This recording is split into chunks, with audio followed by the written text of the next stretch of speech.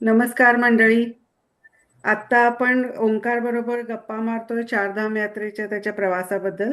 आता तो देवभूमी उत्तराखंडला पोहोचलाय आणि तिथं तो गंगा आरतीचं दर्शन घेऊन मुन्नी की रेती पोलीस स्टेशनमध्ये रात्रीचा प्रवासासाठी थांबलाय. आणि तो मागच्या वेळेला म्हटल्याप्रमाणे आत्ता खरी त्याची चारधाम यात्रा चालू होणार आहे. तर ती खडतर आहे असं तो म्हणाला मागच्या भागात. तर ते आपण ऐकूया त्याच्याच मुखी की काय खडतर आणि काय त्याला अनुभव आलेत. तर ओंकार, आता आपण चारधाम यात्रेला सुरुवात करूया, खऱ्या चारधाम यात्रेला. आतापर्यंतचा प्रवास तर खरंच रोमांचकारी झाला, पण ऐकून खूपच. आता तू ह्याच्या पलीकडे तू म्हणतोस की खडतर आहे. सगळीजण वाट बघतायत तुझी खरी चारधाम यात्रा ऐकायला. नमस्कार. नमस्कार. जसं की आता आपण बोलतोय चारधाम यात्रेबद्दल, मी तुझ्याशी बोलताना मला हे सगळ्या आठवणी पुन्हा जाग्या होत आहेत की मी कशा पद्धतीने घरातून निघाल्यापासून मी आतापर्यंत 13-14 दिवसाचा प्रवास झालाय, किंवा रादर 11 दिवसाचा प्रवास झालाय प्रिसाइजली. तर त्या प्रवासामध्ये आत्तापासून कोल्हापूर पासून ते ऋषिकेश पर्यंत हा एकूण 18 दिवसांचा प्रवास आहे. 11 दिवसांचा नाही, 18 दिवसांचा प्रवास आहे. हा 18 दिवसांचा प्रवास जो आहे तो बऱ्यापैकी हायवेने झालेला प्रवास आहे. त्यामुळे तिथे मला ज्या काही अडचणी आल्या त्या अशाच होत्या की ज्या पटकन त्याच्यावरती पर्याय निघू शकत होता. कारण हायवे असल्यामुळे रस्त्याच्या दोन्ही बाजूला काही ना काहीतरी वस्ती असायची किंवा ढाबे असायचे किंवा हायवेवरनं गाड्या जात असायच्या. त्यामुळे त्या रस्त्याला एक प्रकारची जाग होती. मी एकटा फारच कमी ठिकाणी असं झालं की मी कोणीच नाहीये आजूबाजूला आणि मी एकटा चाललोय असं काही ठिकाणी झालं. पण तरी मला माहिती होतं की पुढच्या टप्प्यावरती गाव आहे किंवा पुढच्या टप्प्यावरती ढाबा आहे, तिथे आपण थांबू शकतो. ह्या सगळ्या गोष्टी मला माहिती होत्या. त्यामुळे तुलनेने हा प्रवास माझ्यासाठी आतापर्यंतचा सोपा म्हणायला हरकत नाही. पण इथून पुढचा जो प्रवास आहे, जो की मी ऋषिकेश मध्ये आल्यानंतर मुन्नी की रेतीमध्ये थांबलो. मुन्नी की रेतीमध्ये त्याच दिवशी संध्याकाळी गंगा आरतीचा अनुभव घेतला.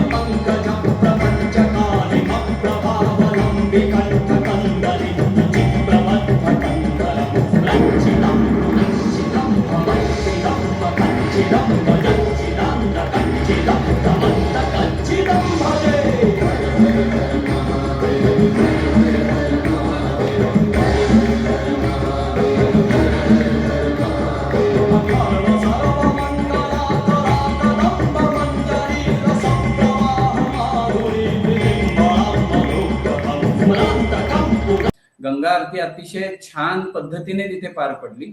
आणि त्याच्यानंतर रात्री मी झोपलो, तेच झोपलो सुद्धा छान एसी मध्ये झोपलो.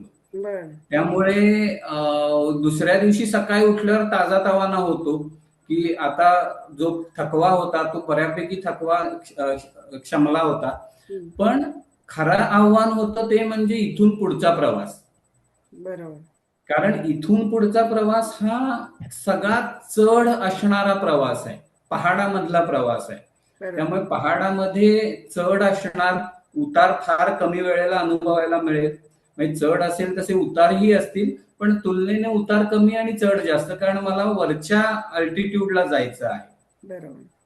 उंची मोठी आहे. तर अशा पद्धत हे मनामध्ये कुठेतरी चालू होतं, की आता खरोखर खडतर तर इथून पुढे अनुभवायला मिळेल.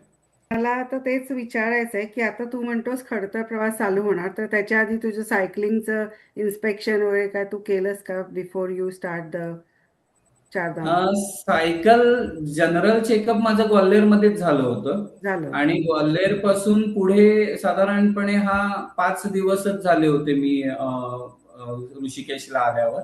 बर. ग्वाल्हेर पासून 5 किंवा 6 दिवस असतील. हा. तर तिथेच जनरल चेकअप सगळं झालं होतं. बरं, ऋषिकेशमध्ये आल्यावर सुद्धा सायकल व्यवस्थित होती, आतापर्यंत काही तक्रार नव्हती. हा.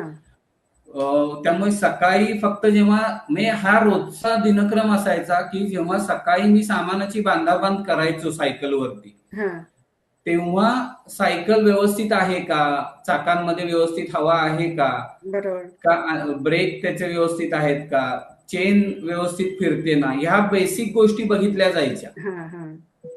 त्यामुळे त्या पद्धतीने त्या दिवशी सुद्धा सकाळी सगळं तपासणी करून सामान बांधलं, हवा भरली त्या दिवशी सायकलमध्ये, कारण पुढे व्यवस्थित थांबायला मिळेल का नाही माहिती नाही. बरोबर. त्यामुळे पुन्हा हवा भरली आणि मग पुढचा प्रवास माझा सुरू होणार होता. तसाच त्या दिवशी रात्रीच्या पाळीला जे पोलीस होते त्यांचा निरोप घेतला. हम्म. 2 जण होते, त्यांचा निरोप घेतला, कारण थोडासा एक रात्री आम्ही गप्पा पण मारल्या थोडा वेळ, त्यामुळे एक आपुलकी जिव्हाळा. त्यांच्यामध्ये एक निर्माण झाली होती. त्यांचा निरोप घेऊन त्यांनीच सांगितलं की इथून थोड्या अंतरावरती तुम्ही जाऊन तुम्हाला एक गाव मिळेल हा. आणि तिथून पुढे तुम्ही जाऊ शकता.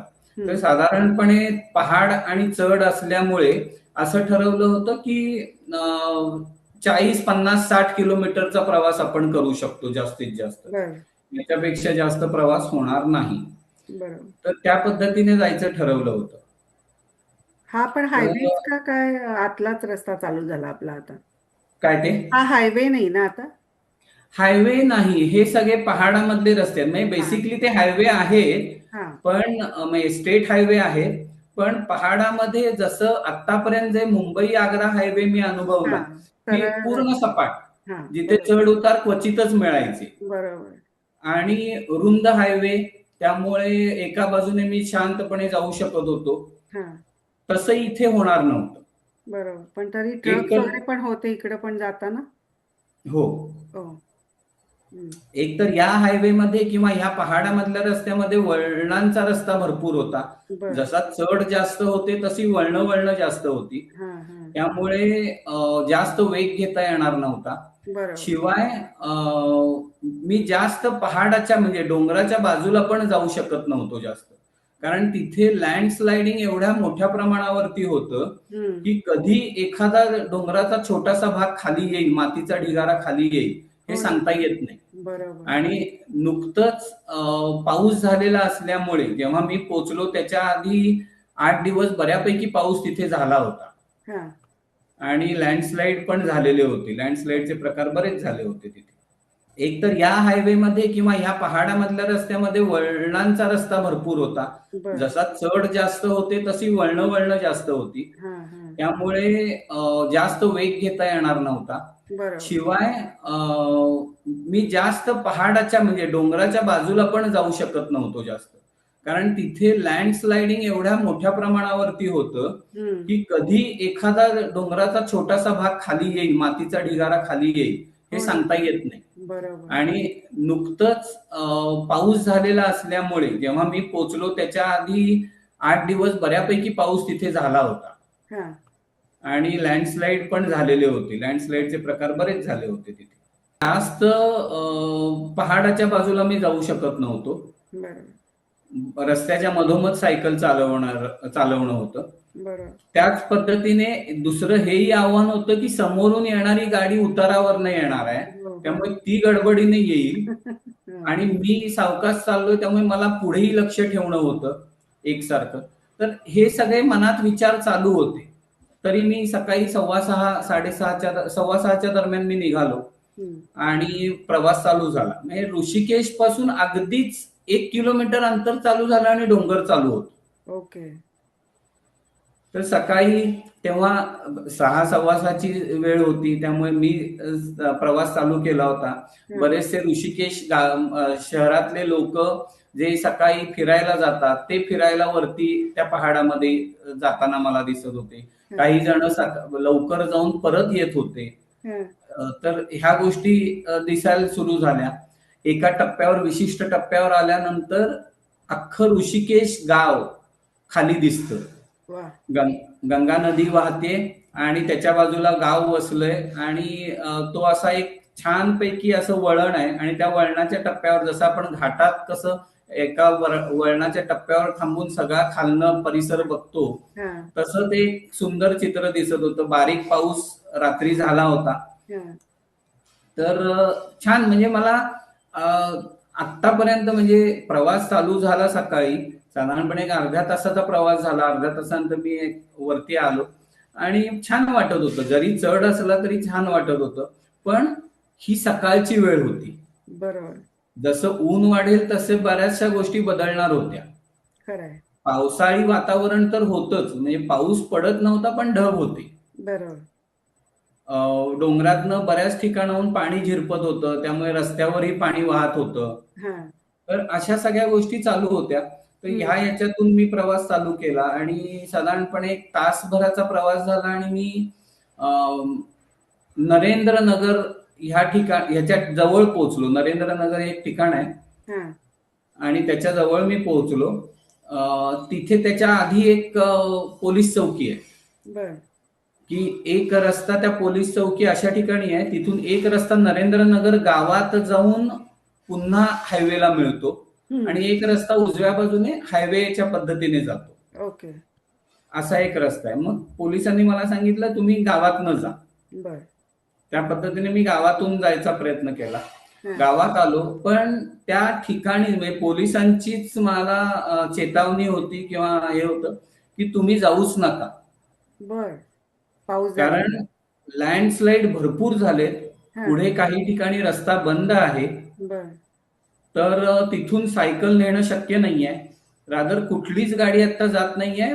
काही वेळानंतर रस्ताच खुला करण्याचं काम चालू आहे, बर पण त्याला वेळ लागेल. पोलिसांना पण म्हणून भरपूर काम असेल नाही का तिथं? तिथे रस्ता कधीही बंद होऊ शकतो. ह्याच्यामुळे तिथे मोठमोठे जेसीबी मशीन त्यांनी काही काही ठिकाणी ठेवलेले आहेत, ठेवलेलेच आहेत. की तिथे पटकन जाऊन तो जेसीबी सगळ्या रस्त्यावर आलेली माती दगड बाजूला करतात आणि रस्ता चालू करतात. हो ना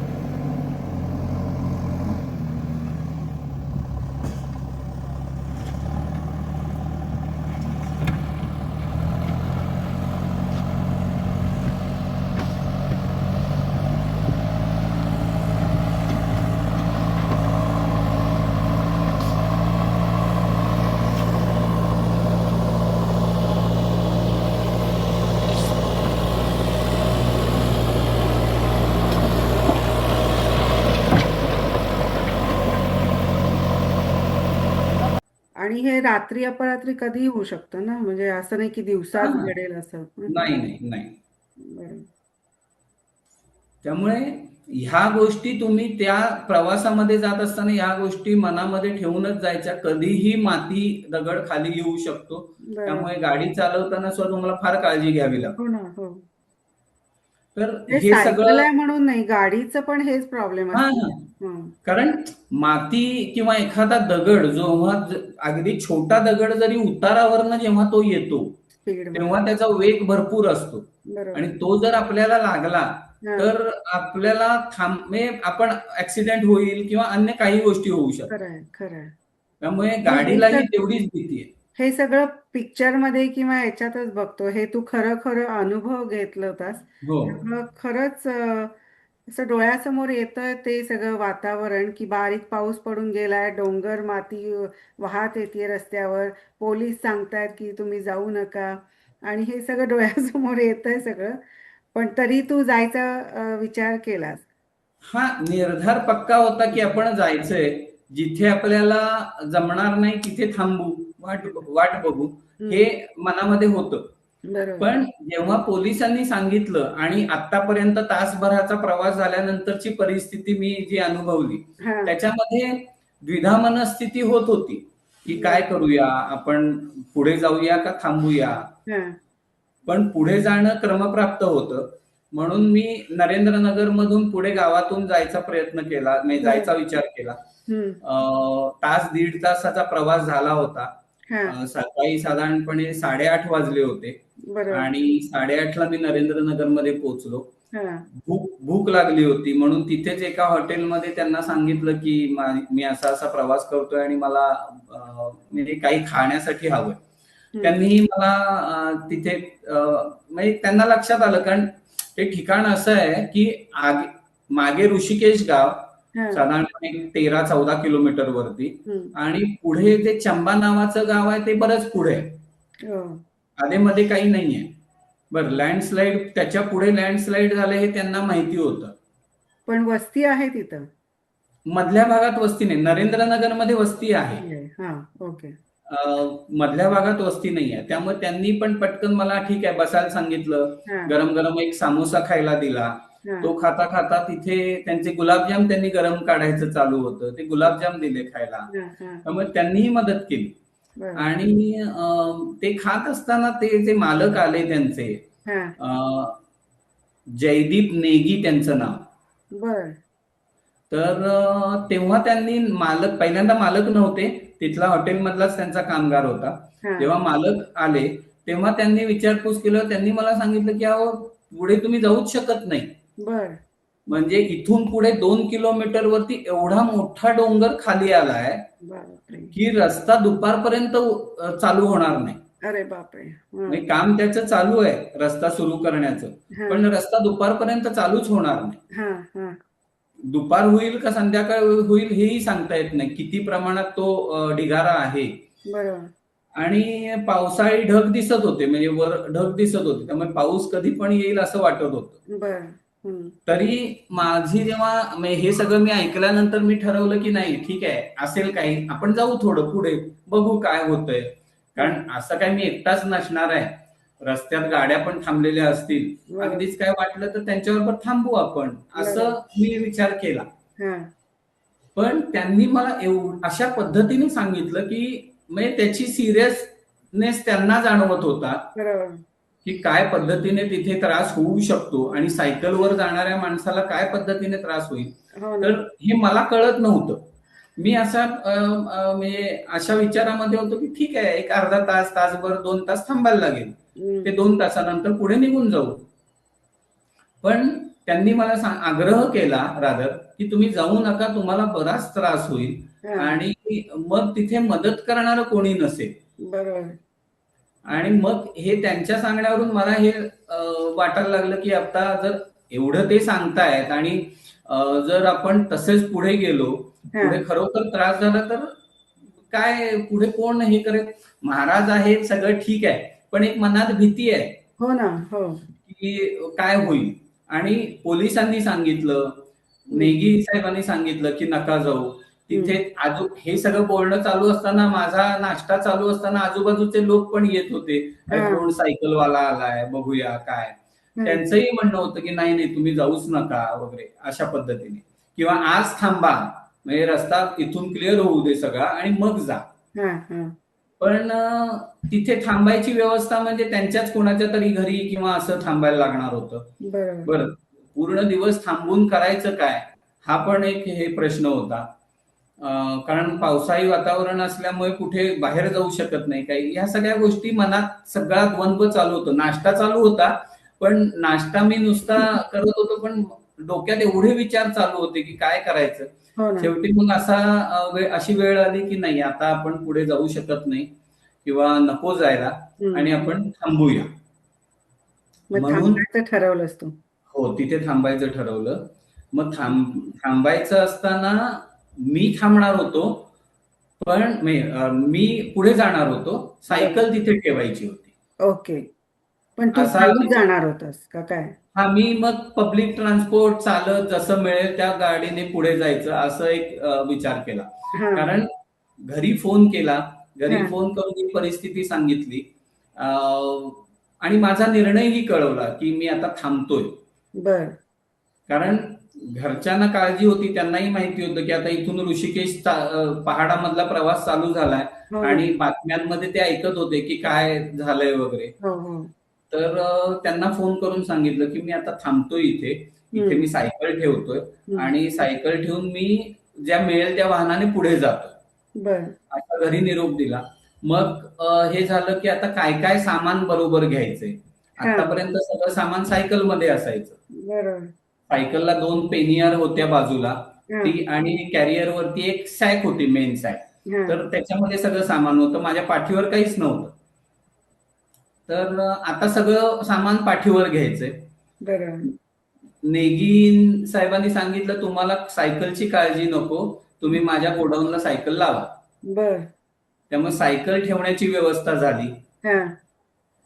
सायकल ठेवून मी पुढे कसं जायचं काय त्या पद्धतीने बॅगेचं सामानाचं सेग्रिगेशन केलं, विभागणी केली आणि काही सामान जे गरजेचं नाहीये ते मी त्या सायकलमध्येच पेनियरमध्येच ठेवायचं ठरवलं. आणि मला खरोखर जे गरजेचं आहे तेवढंच पाठीवर घ्यायचं आणि दंड आणि ध्वज घ्यायचा आणि पुढे जायचं असं ठरवून मी ती सगळं सामानाची विभागणी केली. तिथे थोडासा वेळ दिला आणि पुढे जायचं ठरवलं. मग पण ही सकाळची वेळ होती का?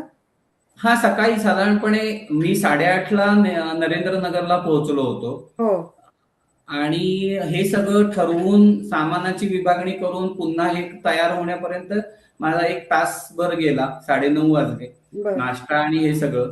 तर 9:30 नंतर मी तयार झालो की ठीक आहे, आता सायकल गोडाऊन मध्ये ठेवली आणि आता पुढे निघायचंय. मग पुढे निघताना तिथे आपल्याकडे जसे वडाप म्हणतो आपण की टेम्पो किंवा जीप असतात, शेअर रिक्षा म्हटलं जातं, तसं इथे शेअर जीप आहेत मोठमोठ्या. तर तशा गाडीमध्ये त्यांनी मला एका गाडीमध्ये बसवून दिलं.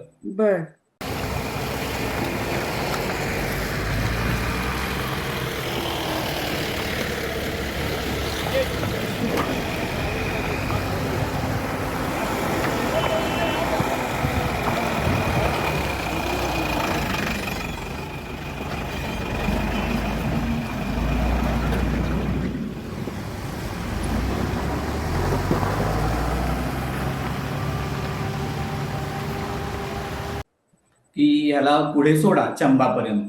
पण ती गाडी चंबाला जाणार नव्हती, ती मध्येच एका ठिकाणी जाणार होती.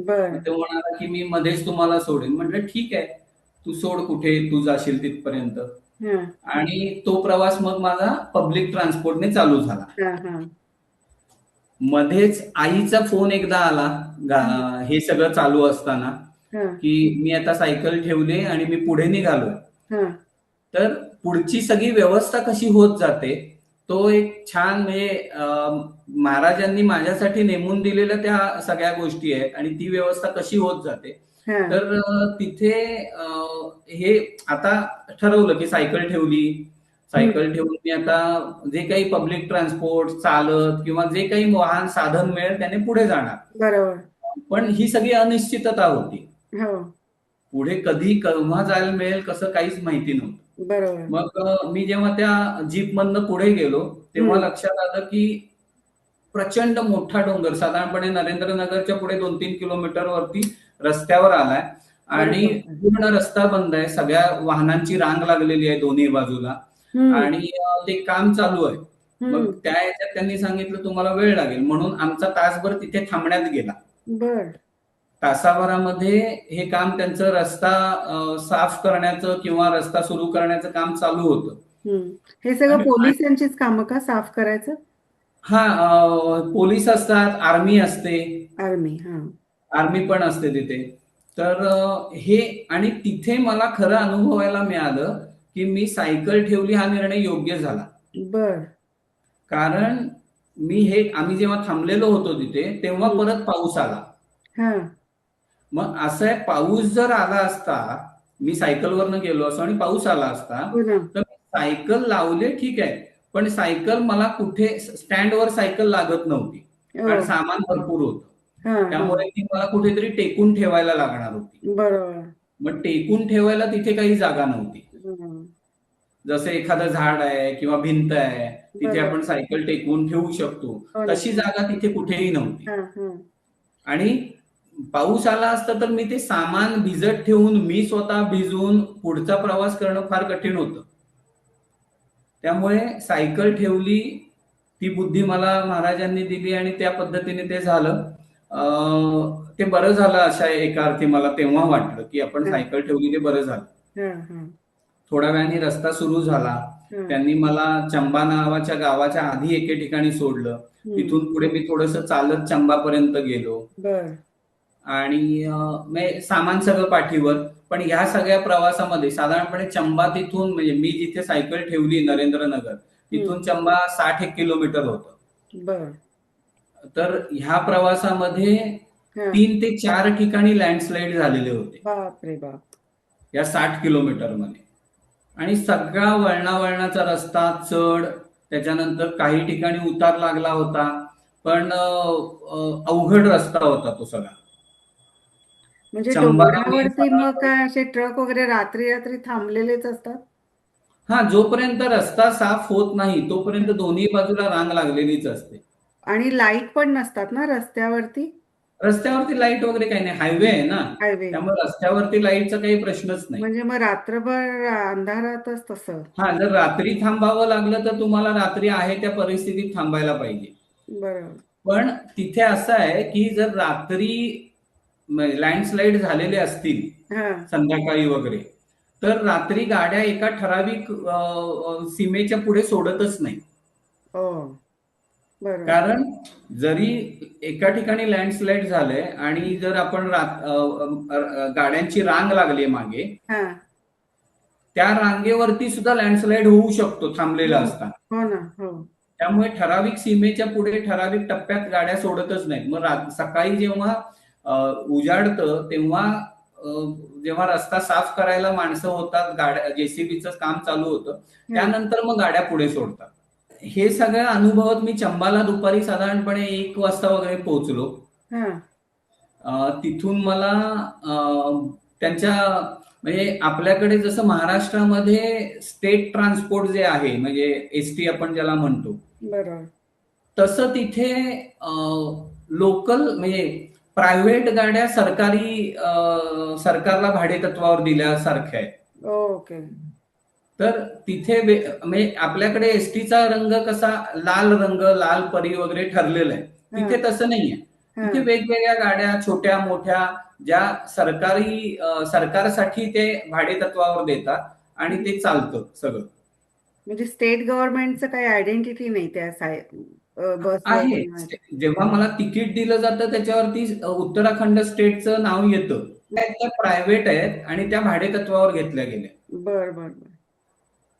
त्यामुळे तिकिटाचे दर हे सगळे ठरलेले आहेत. तसं मी चंबापासून पुढे काय झालं चंबामध्ये जेव्हा मी पोहोचलो तेव्हा मला आईचा फोन आला आणि महाराजांनी जी व्यवस्था माझ्यासाठी केलेली आहे ती मला हा. आईकडून कळली, की आपले कोल्हापूरचे प्रकाश यादव बर. हे कोल्हापूरचेच ग्रहस्थ आहेत हा. आणि ते चारधाम किंवा हिमालय, नेपाळ हा. या सगळ्या भागांमध्ये ट्रिप अरेंज करतात. बर. आणि त्यांनी साधारणपणे हा कुठला महिना होता, सप्टेंबर, 2 सप्टेंबरला त्यांची चारधाम यात्रेची ट्रिप जाणार होती. बर. आणि हे दोन तुला सप्टेंबर माहिती नव्हते का आधी, प्रकाश यादव? हा, हे मला माहिती नव्हतं. बर. मी जेव्हा घरी सांगितलं हा. की मी आता सायकल ठेवून पब्लिक ट्रान्सपोर्टने प्रवास करत पुढची यात्रा करणार आहे, हा. तेव्हा आईने त्यांना फोन केला, प्रकाश यादवनं. बर. कारण त्यांच्या स्टेटसवरती आईने बघितलेलं होतं की त्यांची 2 तारीख ते 14 तारीख ओ. अशी चारधाम यात्रा आहे. बर. बर. पण आता मी जेव्हा आलोय तेव्हा जवळपास 18-19 तारीख आहे. हा. म्हणजे मूलतः त्यांची चारधाम यात्रा ही झालेली होती, ओ. म्हणजे झालेली असली पाहिजे. पण लँडस्लाईडमुळे त्यांनी त्यांची यात्रा सुद्धा 6 दिवस पुढे ढकलली होती. 13 आणि ते 14, 17 हा. आणि मी 18वा.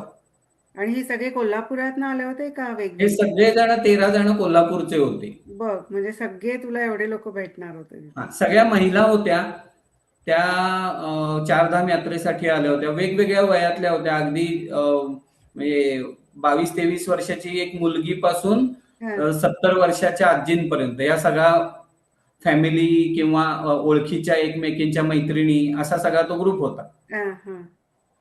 तर मी त्यांना जाऊन भेटलो. संध्याकाळी ते माझी वाट बघत थांबलेच होते. हा. त्यामुळे इथून पुढचा माझा प्रवास अगदी सुखकर आहे. बरं. आपलेच खडतरता लोक जरी आहेत असली तिथं. तरी इथून पुढचा प्रवास सगळा सुखकर आहे. कारण काय झालं की हं. जेव्हा मी त्यांना भेटलो हा. तेव्हा त्यांचं यमुनोत्री झालेलं होतं दर्शन. ओ. हा. गंगोत्री, केदारनाथ आणि बद्रीनाथ हे हा. 3 धाम त्यांचे व्हायचे होते. बर. मग त्यांनी मला सांगितलं, हे 3 धाम आमच्या बरोबर तू ये. हा. ते झालं की तू यमुनोत्रीसाठी वेगळा जा हा. आणि आम्ही परतीच्या प्रवासाला लागू. म्हटलं बर. ठीक आहे. हा. त्यामुळे माझा थोडासा याचा क्रम चुकला, जो की यमुनोत्री, गंगोत्री, केदारनाथ आणि बद्रीनाथ असं हा. होणं अपेक्षित होतं. हा. ते पहिल्यांदा माझं गंगोत्री दर्शन झालं, हा. सगळ्यात पहिल्यांदा. हा. त्यानंतर केदारनाथ, हा. बद्रीनाथ आणि मग यमुनोत्री. ओ. तर संध्याकाळी त्यांना भेटलो आणि त्या दिवशी जाऊन मस्त, कारण त्यांची यात्रा असल्यामुळे सगळी त्यांची हॉटेल्स ठरलेले होते, बर. राहण्याची ठिकाणं, त्याच्यानंतर मधल्या प्रवासातलं जेवण, कारण त्यांचं जेवण वगैरे सगळं किचन त्यांच्या बरोबर गाडीतच होतं. हो, ते बनवतात फ्रेश तिथं. ते बनवत होते. पण तुला त्यामुळे ते अकोमोडेट इझी करून घेतलं त्यांनी. हा, मग थोडीशी जागा होती, एक सीट पुरती जागा होती, त्या हा. ह्याच्यात त्यांनी मला सामावून घेतलं. बर. आणि कारण शेवटी त्यांना सुद्धा असं आहे की एवढा मोठा प्रवास करून, जो प्रवास ते गाडीने करतात तो प्रवास मी सायकलने केलाय खरंय. आणि आज 19 दिवसानंतर इथपर्यंत पोहोचलोय. इथून पुढे त्रासदायक सगळा प्रवास खडतर आहे. मग त्यांनी मला पटकन सामावून घेतलं. नाही, त्यांच्यासाठी आणि सुद्धा ते आपल्याच अप्रूप होतं गावचे ना सगळे. आणि गावचा आहे. हो ना. फार मोठा एक जिव्हाळ्याचा विषय आहे तो, की खरंच. आपल्या गावचा मुलगा माणूस इथपर्यंत पोहोचला एकटा हो. हो. आणि आता आपल्या बरोबर तो राहणार आहे. फार बर. जिव्हाळ्याचा विषय आहे. म्हणजे म्हणजे हा गाडीत तरी प्रत्येकासाठी त्यांनी असतो. सामावून घेतलं. हो. गाडीत सामावून घेतलं, पण राहायच्या जागी तिथं तुला मग त्यांची सोय करून दिली हा, त्यांनी. राहायच्या ठिकाणी त्यांनी मला म्हणजे ड्रायव्हर बरोबर किंवा त्यांचे जे मदतनीस आहेत त्यांच्या बरोबर व्यवस्थित, म्हणजे अशी कुठे गैरसोय काहीच नव्हती. हा. हा. बरोबर. व्यवस्थित होतं सगळं. बरोबर. मग चांगलंच झालं. सगळंच तुला जुळून आलं. महाराजांनी सगळं तुला प्लॅन करून दिला तुझा. करायचं. म्हणजे खरंच हे मानलं तरच आहे, विचार केला तर सगळं दिसतंय की तू वेगळाच प्लॅन केला होतास, पण तुझ्यासाठी आखलं होतं वेगळंच तिथं. माणूस पाठवून सगळं, फोन करून कुठलं कुठं कनेक्शन, म्हणजे खरंच कौतुकच वाटतं हे. आपल्या आणि हातातल्या गोष्टी नाहीत या. ह्या ज्या खडतर प्रवासामध्ये जिथे मला पावलोपावली प्रत्येक गोष्टी कशा जाणार आहेत, काय करणार आहेत, ही अनिश्चितता होती. हा. तिथे त्यांनी पूर्ण 10 दिवसाचं किंवा जे काही पूर्ण यात्रेचं नियोजन त्यांनी एका क्षणात सगळं करून दिलं. पूर्ण हो. जेवणापासून, राहण्यापासून, प्रवासाचं, तिथे काय काय हे यात्रा करत असताना काय काय काळजी घ्यायची हे सगळं त्यांनी करून दिलं बर. महाराजांनी. आणि काय पाहिजे? खरंच कौतुक आहे म्हणजे आणि ते तू खरंच तू मानतोस, तुझी श्रद्धा पण आहे, त्यामुळे तुला हे अनुभव येतात. आणि म्हणजे प्रत्यक्ष दर्शन होणं एखाद्या देवतेचं किंवा खरं. आपण ज्यांना सद्गुरुस्थानी मानतो त्या याचं, हा. हे दर्शन म्हणजे त्या स्वरूपातच असणं असं नाहीये. नाही, खरं आहे. मला प्रकाश यादव किंवा त्यांची चारधाम यात्रेची सहलची टीम, त्यांचा ड्रायव्हर, त्यांचे मदतनीस यांच्या स्वरूपाने महाराज भेटले. हो, हो, खरं आहे. ते कुठल्याही रूपात असू शकतात. एक प्रकारची शक्ती तुझ्या मागं आहे. खरंय. बरोबर. नाही, खरंच आहे. पण मग आता तुझा प्रवास तुझा गंगोत्रीला आता तू निघालास त्या ट्रिपवरनं, ते तू चंबा नदीतनं त्यांना भेटून तिथनं ती प्रवास चालू झाला. हा म्हणजे हा टप्पा साधारणपणे ऋषिकेश हे जर आपण मध्य ठिकाण धरलं, हा. बेस धरला आपण, बरोबर. तर तिथून सगळे हे जे धाम आहेत ते साधारणपणे 200-250 किलोमीटरच्या अंतरावरती आहे. ओके. हा. आणि सगळे त्या 250 किलोमीटर मधला साधारणपणे 100 किलोमीटरचा प्रवास रस्ता हा कॉमन आहे. हा. त्यानंतर वेगवेगळ्या दिशेला किंवा वेगवेगळ्या बाजूला 4 रस्ते फुटतात. आपण त्या रस्त्याने जायचं, पुन्हा परत एका जंक्शनवरती यायचं, पुन्हा दुसऱ्या धामला जायचं, त्याच जंक्शनवर यायचं, असं वेगवेगळ्या ठिकाणाहून जावं लागतं. म्हणजे खरंच चार टोकाला चार आहेत. आहेत आहेत आहेत. ओके. आणि ते इंटरलिंक नाही आहेत की एका धामावरनं डायरेक्ट तुम्ही बाहेर न येता दुसरीकडे हो. वरच्यावर जाऊ शकता, मध्ये असं येऊन नाहीये. मग तुम्ही सेंटर पॉइंट हा, येऊनच जायला पाहिजे. असंच करावं लागतं. Okay, okay. पण मग आता आपण तू तिकडनं निघाल्यानंतर पहिला तू गंगोत्रीला, आता तू पोचलायस गंगोत्रीला का नाही अजून? नाही, मी आज उत्तर काशीला पोहोचलोय, म्हणजे जिथे मी ह्या हा, मग प्रकाश तिथे यादव राहणार यांचा आहे का रात्री तिथंच उत्तर काशीमध्ये राहणार. हा. कारण गंगोत्री इथून 100 किलोमीटरचा प्रवास आहे उत्तर काशीपासून. बरोबर. आणि जसं आपण आपल्याकडचं महाराष्ट्रातलं गणित बांधतो की हा. 100 किलोमीटर म्हणजे 2.5 तास, बरं. तसं नाही. तसं इथे नाहीये. हा. 100 किलोमीटर म्हणजे 4 तास. हो, कारण डोंगर ह्याच्यातला प्रवास आहे ना तो. वळणं, डोंगर, हे सगळ्या गोष्टी बघितलं तर 4 तास कमीत कमी 100 किलोमीटर. बरोबर. तेवढे 4 तास जायचे आणि 4 तास परत यायचे. त्यामुळे उत्तर काशी ते गंगोत्री हे साधारणपणे 1 दिवसाचा पूर्ण प्रवास आहे. पूर्ण दिवस, हो ना. जाऊन येऊन. जाऊन येऊन. हा. पण मग तिथं काय फक्त तुम्ही जायचं, टच करायचं, दर्शन घ्यायचं आणि मग तिथं जेवण वगैरे तिथं नाही करत, ते परत येऊन इकडं ह्यालाच करतात. हा, आता गंगोत्रीला प्रत्येकाचं तिथे जेवणाची किंवा खाण्याची व्यवस्था बाहेर हॉटेल्स आणि छोटे छोटे गाडे आहेत. हा. हा. त्यामुळे ज्यांना तिथे जाऊन दर्शन घेऊन जेवण करायचं असेल ते करतात. हम्म. काही जण एका दिवसाचं असल्यामुळे जातात, दर्शन घेतात आणि परत उत्तर काशीला येतात. पण पूर्ण 1 दिवस जात असल्यामुळे मध्ये थांबून तुम्हाला जेवण करावंच लागतं कुठेतरी. ओके. मधल्या टप्प्यामध्ये अशी हॉटेल्स किंवा असं काही नाहीये. नाहीये. पण मग आता ह्यांनी जे प्रकाश यादवांची ट्रिप आहे, त्यांनी ती कोल्हापुरातनं जी निघाली असेल तेव्हापासून त्यांनी सगळं सामान, गॅस काय पासून सगळंच घेऊन गेले होते ते? नाही, याच्यामध्ये त्यांचे जे ट्रिपला जाणारे जो 13-14 लोकांचा ग्रुप होता, हा. तो प्लेनने दिल्लीला आला होता. बर. आणि दिल्लीपासून त्यांनी त्यांची गाडी इकडे हे झाली होती. म्हणजे दिल्लीपासून ती प्रवास चालू झाला होता त्यांचा? त्यांचा प्रवास दिल्लीपासून, गाडीचा जो प्रवास चालू होता तो दिल्लीपासून होता. ओके. आणि त्या प्रवासामध्ये सगळं किचन वगैरे सगळं त्यांच्या बरोबर असायचं. त्यामुळे मध्ये सकाळी ते नाश्त्याला एके ठिकाणी थांबायचे, दुपारी जेवणाला थांबायचे, रात्री जिथे मुक्काम असेल तिथे जेवण असायचं. हे सगळं त्यांचं राहायचं रात्रीचं. हो, त्यांचं ठरलेलं असायचं. त्या दिवशी मी उत्तर काशीमध्ये आम्ही थांबलो. उत्तर काशी पासून दुसऱ्या दिवशी गंगोत्रीचा प्रवास होता. रात्री मला घरगुती जेवण मिळालं, कारण आणि महाराष्ट्रीयन जेवण मिळालं. जे गेल्या काही दिवसांपासून मला मिळालं नव्हतं. त्यामुळे महाराष्ट्रीयन छान जेवलो रात्री. बरोबर. रात्री त्यांच्याबरोबरच राहिलो. सकाळी आम्ही 7 वाजता साधारणपणे ह्याला गंगोत्रीला जायला निघालो. हा.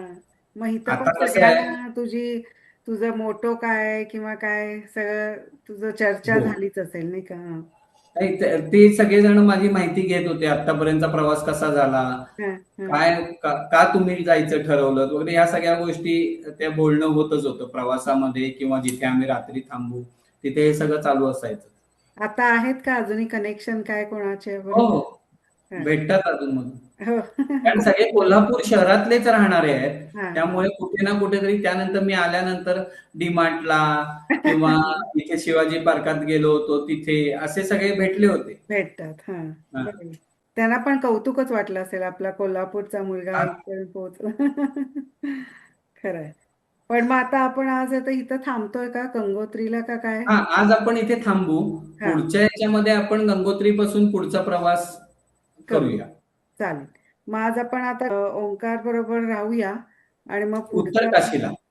उत्तर काशीला राहतोय. उद्या गंगोत्रीला निघूया. गंगोत्री दुसऱ्या दिवशी जायचंय. निघूया. हा. आणि मग गंगोत्री, केदारनाथ, बद्रीनाथ आणि मग यमुनोत्री हो, असं त्याचा प्रवास बरोबर. नंतर पुढच्या भागात आपण ऐकूया. आता आपण इथंच थांबूया ओंकार. हं? येस. नमस्कार. तर नमस्कार. मंडळी, आज इथेच थांबतोय. मला आशा आहे की तुम्हालाही पुढचा भाग ऐकायची तेवढीच उत्सुकता आहे. आणि पुढचा भाग ऐकायचा असेल तर प्लीज लाईक, शेअर आणि सबस्क्राईब करा.